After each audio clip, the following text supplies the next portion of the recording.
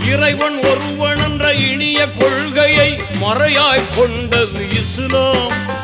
இறைவன் ஒருவன் என்ற இனிய கொள்கையை மறையாய் கொண்டது இஸ்லாம். முறையாய் மனிதர்களை ஓர்குலமாக்கிட நெறியாய் திகழ்வது இஸ்லாம். முறையாய் மனிதர்களை ஓர்குலமாக்கிட நெறியாய் திகழ்வது இஸ்லாம். தீனோரே கேளுங்கள், திருமறை வழி வாருங்கள். தீனோரே கேளுங்கள், திருமறை வழி